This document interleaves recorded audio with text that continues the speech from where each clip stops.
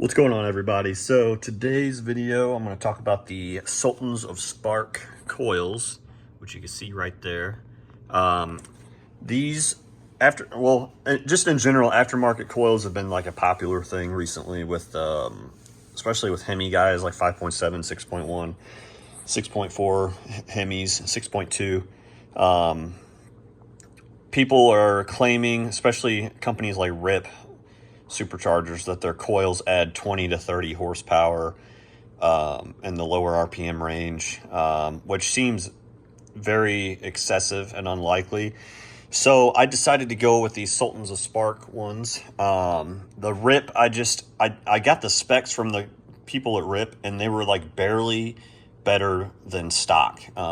Basically the same voltage, just a little less resistance, but I mean, other than that, they were essentially just stock coils, and they're selling these things for over $500, and I just couldn't justify taking a chance on that. So the Sultans of Spark ones I got for 360 bucks off of Jegs, and they're supposed to be 40,000 volts, whereas the factory coils on these are like 26,000.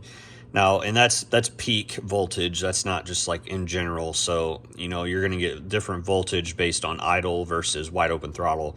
But anyways, the Sultans of Spark ones, I installed them.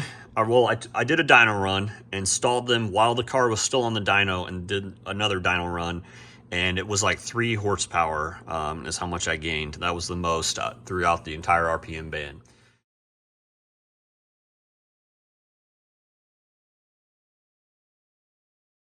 But the thing with the SOS coils, they recommend that you gap your spark plugs to a 0.065 inches. So the factory ones are gapped at 0.044. So it's a pretty big jump in gap. And they recommend gapping them larger because you're able to have more voltage with these coils. And so that spark can jump that larger gap. And with a more spark, you get more of that fuel ignited, which in turn should increase horsepower. So I just wanted to see if the coils did anything. Just swapping the coils, not doing anything with the plugs. They did not. It didn't feel different. Didn't add any horsepower necessarily. I mean, 3, which I mean that could have just been, difference of dynoing between 2 runs. I could have not done the coils, and I could have got 3 horsepower on the next run. It's hard to say. So after that, I came home. I waited a couple days, but I ended up gapping the plugs, all my factory plugs. So, well, they're not factory. They're the Iridium 9.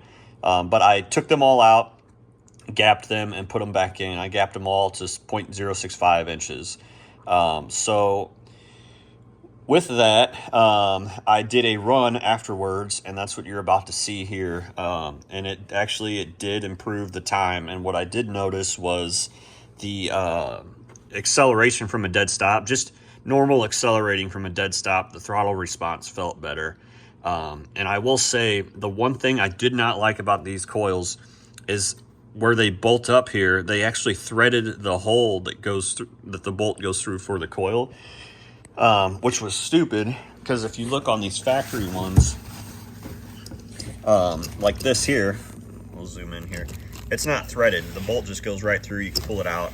So it makes it easy because you just push the coil all the way in and then put the bolt through and thread that. But with these, you basically have to back the screws all the way out, push the coil down, then thread it through the coil, and then thread it into the head. So it's kind of a pain in the ass, but other than that, they seem like they're kind of worth it. And I'll show you guys the video here real quick. And I mean, you can kind of be the judge on whether you want to, but I think they made an improvement. So let's check it out.